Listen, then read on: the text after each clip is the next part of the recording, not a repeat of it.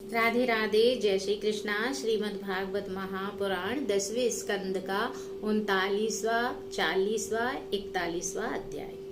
भगवान श्री कृष्ण दाऊ जी अक्रूर जी के साथ में रथ में बैठ करके और चल पड़े हैं। मथुरा के लिए आ गए हैं। गोपियां बेचारी वहीं पर रोती हुई बिलखती हुई रह गई भगवान श्री कृष्ण के लिए।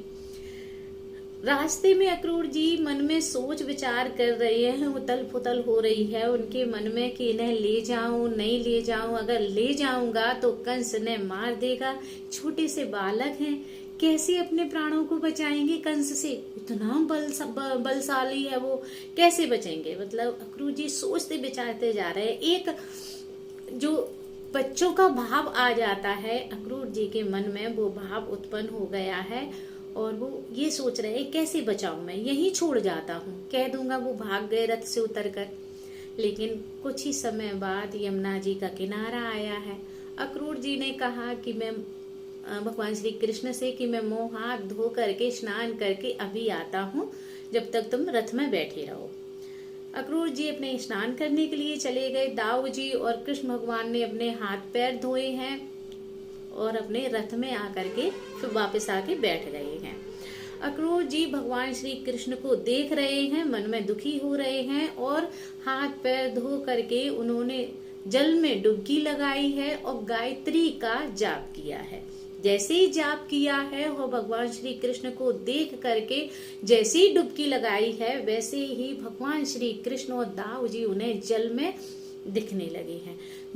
दाऊ जी के पूरे फन है, वो शेष जी बने बैठे हैं और उनकी सेवा हो रही है, उनके दास दासियां सेवाएं कर रहे हैं। भगवान श्री कृष्ण दाऊ जी की गोदी में बैठे हैं, कहीं वो शेष सैया पर बैठे हैं।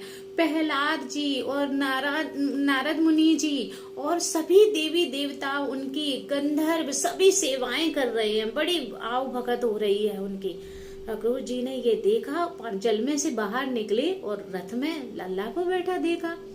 भगवान श्री कृष्ण बैठी हैं, दाऊ जी बैठी हैं। फिर से डुबकी लगाई तो वही दृश्य उन्हें फिर से दिखा।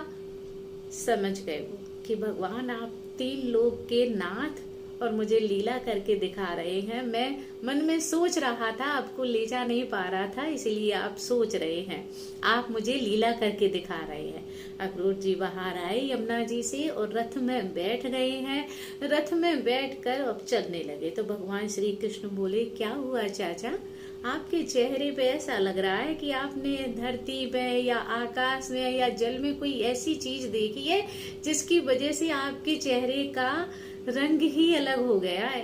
अक्रूर जी बोले, आप प्रभु आप ही हो सब कुछ, आप ही ने लीला करी है, जो भी किया है आपने ही किया है, सारी माया आपकी है और पूरे त्रिलोक में आप ही हो, विद्वान हो, आपकी सेवा है। और प्रभु जो आपकी सेवा कर लेता है उसे और किसी की सेवा करने की जरूरत ही नहीं है, तो जहाँ है वहाँ आप ही है।